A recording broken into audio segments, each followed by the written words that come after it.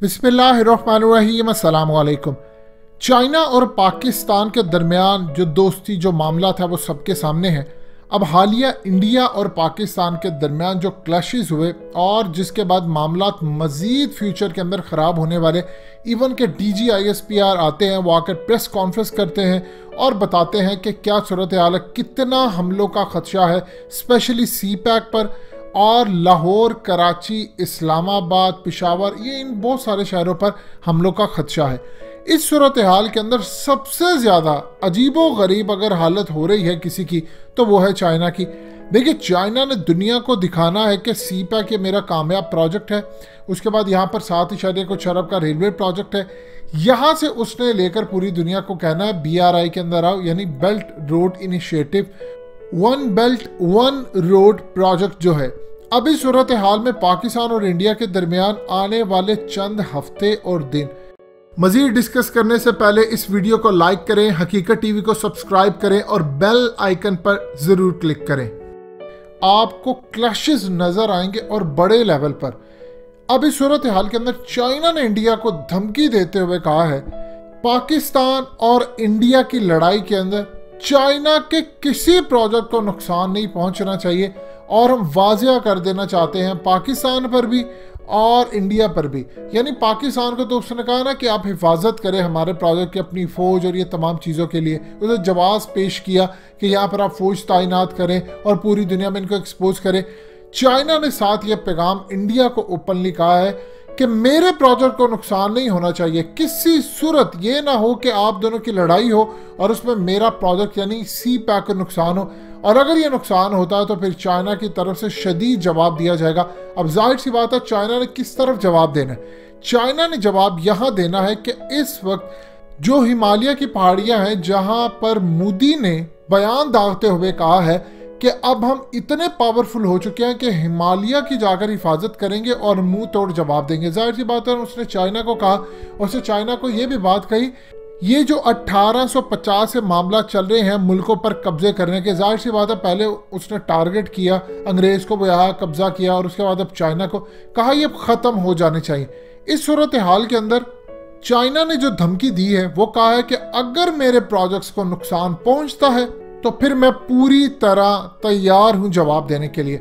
और साथ ही चाइना ने एक बड़ी अजीबोगरीब बात की है, उसने इंडिया को बड़ा वाजिया करके पैगाम दिया है कि मेजर जनरल बाबर इफ्तिखार ने जो आकर प्रेस कॉन्फ्रेंस दी है, जो इन्होंने कहा है 700 मलेशिया का, या इन्होंने आकर कहा है कि 66 यहाँ पर अफगानिस्तान में कैंप हैं जो कि CPEC को नुकसान पहुँचा सकते हैं, ये इंटेलिजेंस शेयरिंग हमारे पास नहीं थी।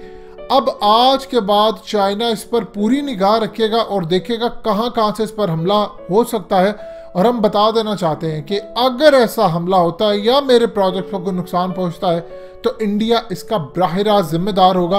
यानी पूरी दुनिया के अंदर अब चाइना जाकर ये नहीं कहेगा कि देखिए पाकिस्तान और कश्मीर का मसला, चाइना ने कहा वो पूरी दुनिया के अंदर जो हो सकेगा वो करेगा। यानी उससे क्या मुराद है? इससे मुराद ये है कि वो पूरी दुनिया को ये कहेगा इंडिया मुझ पर हमला कर रहा है, यानी मेरे CPEC प्रोजेक्ट पर हमला कर रहा है पाकिस्तान से बदला लेने के लिए।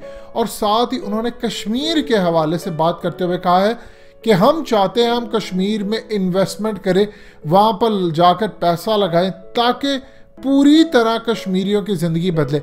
असल में उन्होंने इंडिया के कश्मीर, जो मकबूजा कश्मीर उनके पास है, वहाँ पर पैगाम दिया है आम यूथ को भी कि अगर तुम इंडिया की फ़ौजों के खिलाफ बगावत कर देते हो और अलग होने का मामला करते हो तो चाइना पूरी तरह पैसा या इन्वेस्ट करने को तैयार है और तुम लोगों की हालत बदल जाएगी। ना तुम्हें इंडियन फ़ौज के मातहत रहना पड़ेगा और ना ही कोई मामला होगा, हम पूरी तरह पैसा बहाने को तैयार है। यानी क्लियर इंडिकेशन है कि उसके बाद इसको CPEC के साथ मिला लिया जाएगा। ये इस वक्त चाइना ने बयान दिया है पाकिस्तान के हवाले से और इंडिया के हवाले से। चाइना ने जो बात की है कि आज के बाद हम निगाह रखेंगे। देखिए, ये नहीं हो सकता कि पाकिस्तान ने इंटेलिजेंस शेयरिंग ना की हो, ये सारा कुछ होता है, लेकिन ये सब कुछ एक प्लान के तहत हमने भी स्टेटमेंट देनी होती है, उन्होंने क्लियरली पैगाम दिया है कि अच्छा हमें आज से पहले नहीं पता था कि CPEC पर हमला होगा, अब हमें आज के बाद हम बता रहे हैं क्लियरली कि हम इस पर निगाह रखे हुए। अगर ज़रा सा भी CPEC को नुकसान पहुँचता है तो फिर इंडिया के अंदर नुकसान होगा। असल में इसका क्या मतलब होता है? इसका ये मतलब होता है कि आज के बाद हम निगाह रखेंगे और हम देखेंगे कि फ्यूचर के अंदर किस तरह ये इशू रिजॉल्व कर सकता है और ये मामला किस तरफ जा सकते हैं। अब देखिए सी पैक पर अगर प्रोजेक्ट को नुकसान होता है तो चाइना के पास अब सबसे बड़ी चीज दो है जो वो पूरी दुनिया के सामने इंडिया के खिलाफ कर सकता है। नंबर 1, इस वक्त जो टेम्परेचर है, जब ये हकीकत टीवी की आप वीडियो देख रहे हैं तो पहाड़ों के ऊपर -29 डिग्री टेम्परेचर होना शुरू हो गया है, यानी बर्फ पड़ रही है। इतनी ज्यादा सर्दी है उन इलाकों के अंदर। आप जानते हैं कि इवन के पाकिस्तान के अंदर बहुत सारे इलाकों में इस वक्त बर्फबारी पड़ रही है, सर्दी आना शुरू हो गई है, पंजाब में, सिंध में, दूसरे इलाकों में, और KPK में तो आप जानते हैं बहुत ज्यादा सर्दी वैसे ही आ जाती है, फिर पहाड़ों पर बर्फ पड़ती है वजीरिस्तान की साइड से। लिहाजा इस सूरत हाल के अंदर क्लियरली पैगाम दिया गया है कि अगर तुम ये करते हो तो फिर चाइना के पास ऑप्शन ये है कि वो खालिस्तान की तहरीकों को जिंदा करे, और ख़ास तौर पर जो इंडिया के खिलाफ हमला करने वाले हैं, यानी BLA क्या करती है, पाकिस्तान के अंदर बगावत है, वो कहते हैं सी पैक को हमने आकर टारगेट करना है, और वो ऑडियो भी सुनवा दी DGISPR ने।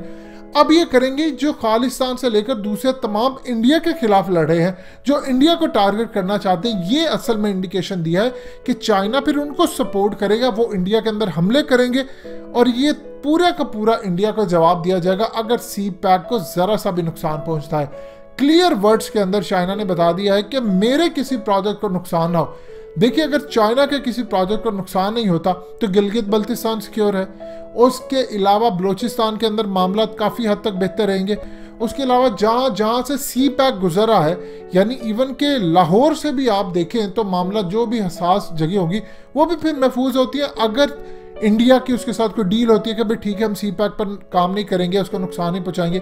चाइना ने कहा हमने इंडिया को शामिल कराने की कोशिश की, लेकिन इंडिया ने ये बात हमारी समझी नहीं। अब हम इंडिया पर वाज़ेह कर देंगे कि अगर हमारे किसी प्रोजेक्ट के ऊपर नुकसान होता है तो इसकी जिम्मेदारी इंडिया पर होती है, और हम अब नज़र भी रखते हुए बताएंगे। यानी चाइना दूसरी किस्त के अंदर हो सकता है आपको ये काम करता हुआ नजर आए कि जो पाकिस्तान ने इंटेलिजेंस मालूमात दी हैं, इस तरह की बहुत सारी इंटेलिजेंस मालूमात हम चाइना के साथ शेयर करें, और चाइना कहे कि देखिए पाकिस्तान ने जब से जनरल बाबर इफ्तिखार ने आकर प्रेस कॉन्फ्रेंस की थी, उसके बाद हमने अपनी तहकीक की और हमने ये सबूत इनके हासिल किए। और हो सकता है बहुत सारे मामला पे वो दुनिया को आकर दिखा दे कि ये देखिए इंडिया दहशतगर्दी कर रहा है मेरे प्रोजेक्ट्स के ऊपर, और अब मेरा राइट है कि मैं इंडिया के अंदर मदाखलत करूं।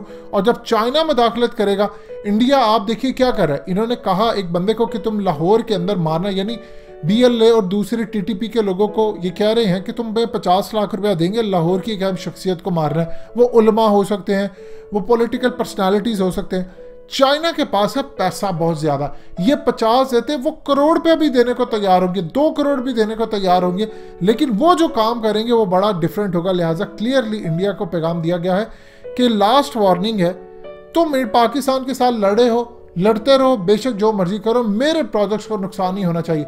अगर मेरे प्रोजेक्ट्स को नुकसान होता है तो फिर चाइना के पास ऑप्शन है कि वो चाहे अपने जहाज भेजे, चाहे वो पाकिस्तान को असलहा दे और कहे इन पर हमला करो, क्योंकि चाइना का राइट है कि वो पाकिस्तान को कह सकता कि ये देखो मैं तुम्हें जहाज दे रहा हूँ, पूरी दुनिया के सामने सुनाकर दिखाकर कि ये मैं पाकिस्तान को दे रहा हूँ, और ये सी पैक के खिलाफ जो जो हमलावर, चाहे वो अफगानिस्तान में उन पर जाकर हमला करे या कहीं भी छुपे बैठे इन पर हमला करे, और इंडिया के अंदर भी हमला करना पड़ता है तो करे, क्योंकि मेरे प्रोजेक्ट्स को नुकसान नहीं होना चाहिए। बहुत ज्यादा सोच समझ के बयान दिया है चाइना ने, और इसका इम्पैक्ट दूर तक होगा। दोस्तों, हकीकत टीवी को सब्सक्राइब करना मत भूलिए, वीडियो को लाइक करें, शेयर करें और कमेंट सेक्शन में अपनी राय का इजहार जरूर करें।